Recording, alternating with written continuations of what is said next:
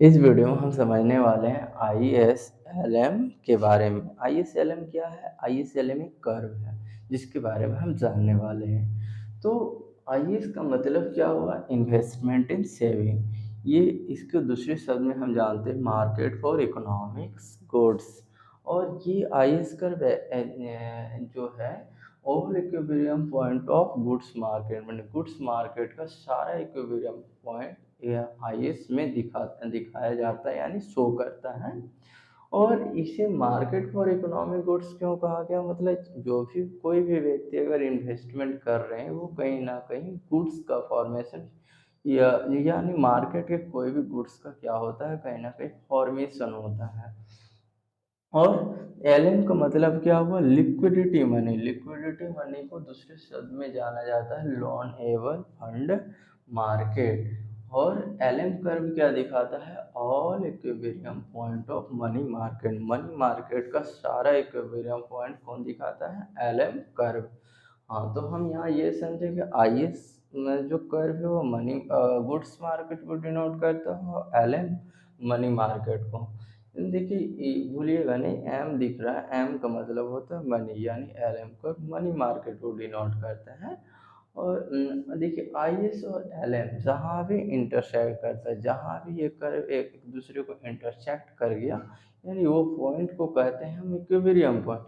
लेकिन दूसरे शब्द में ये जाना जाता है स्टॉक और एंड फ्लो इक्विलिब्रियम। स्टॉक और flow equilibrium, stock and flow equilibrium को एक ऐसे पॉइंट को कहेंगे जहाँ IS एंड LM कर्व क्या कर रहा है? इंटरसेक्ट कर रहा है। या फिर उसको केंसियन क्रॉस भी कहते हैं। केंसियन क्रॉस भी उस पॉइंट को कहते हैं। ऐसा क्यों कहते हैं? क्योंकि ये ही सबसे पहले इसके बारे में बताए थे। आगे समझते हैं तो क्लियर होगा। ISLM केंसियन मैक्रो इकोनॉमिक मॉडल है। ISLM क्या है? एक प्रकार का केंसियन मैक्रो इकोनॉमिक मॉडल है जिसको सबसे पहले 1936 में केन्स ने बताया था एक बुक में। उस बुक का नाम है general theory of employment interest and money. इसके बाद जॉन हिक्स ने इस इसको ग्राफिकली रिप्रेजेंट किया। मतलब जितने सारे केन्स ने अपने बुक में बातों को लिखा था उसको ग्राफिकली रिप्रेजेंट किसने किया? हिक्स ने। और साथ साथ में इस थ्योरी को बढ़िया तरीके से इंट्रोड्यूस भी कराया। तो घबराने की बात नहीं है। मॉडल को देने वाले ISLM मॉडल को देने वाले व्यक्ति का नाम है केन्स, लेकिन इसको इंट्रोड्यूस कराने वाले व्यक्ति का नाम है हिक्स। और साथ साथ में इसका ग्राफिकली रिप्रेजेंट भी किए थे।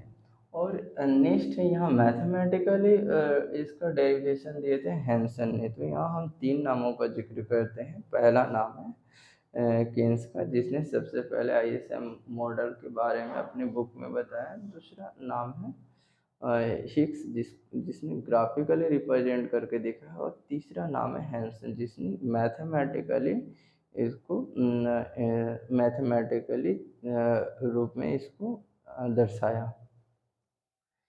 इस मॉडल में तीन एक्सोजेनियस वेरिएबल को रखा गया है: liquidity, investment and consumption. Exogenous variable और एक एंडोजेनियस वेरिएबल। एंडोजेनियस वेरिएबल मुख्य रूप से एक एंडोजेनियस वेरिएबल है जिसका नाम है इंटरेस्ट रेट। मैंने एक्सोजेनियस वेरिएबल तीन है: लिक्विडिटी, इन्वेस्टमेंट एंड कंजप्शन। और एंडोजेनियस वेरिएबल मुख्य रूप से एक है, वो है इंटरेस्ट रेट। हालांकि जिनको ये दिक्कत है एक्सोजेनियस और एंडोजेनियस, थोड़ा सा कुछ समय के लिए समझते हैं। एक्सोजेनियस वेरिएबल क्या होता है?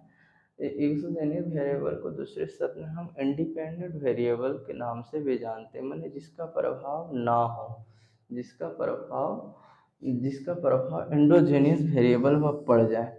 और इस पर एक्सोजेनियस वेरिएबल पर जिसका प्रभाव, माने एक्सोजेनियस वेरिएबल का प्रभाव एंडोजेनियस वेरिएबल में पड़ सकता है, लेकिन एंडोजेनियस वेरिएबल का प्रभाव एक्सोजेनियस वेरिएबल में नहीं पड़ सकता है ना। तो यहाँ हम ये समझे एक्सोजेनियस इंडिपेंडेंट, माने वो किसी पर निर्भर नहीं करता। और एंडोजेनियस वेरिएबल मतलब वो एंडोजेनियस मतलब डिपेंडेंट है, मतलब उस पर प्रभाव पड़ेगा। एंडोजेनियस वेरिएबल किसका प्रभाव पड़ेगा?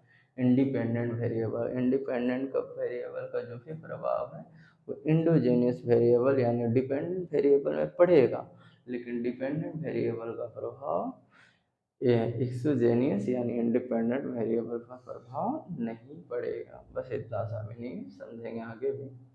ग्राफ, जो भी ग्राफ ISLM मॉडल में दिखाया जाता है वो मुख्य रूप से रिश्ता बताता है रियल आउटपुट और GDP एंड नॉमिनल इंटरेस्ट है। मैंने रियल आउटपुट, या फिर कह सकते हैं रियल आउटपुट को दूसरे शब्द में GDP के नाम से भी जानते हैं। GDP और नॉमिनल इंटरेस्ट रेट और मनी मार्क आउटपुट मार्केट और मनी मार्केट, इसका इसी का दूसरा शब्द है। रियल आउटपुट GDP को दूसरे शब्द में आउटपुट मार्केट और नॉमिनल इंटरेस्ट रेट को दूसरे शब्द में मनी मार्केट, ये दोनों को शो किया जाता है और ये दोनों इंटरसेक्ट करता है, वहाँ इक्विलिब्रियम होता है।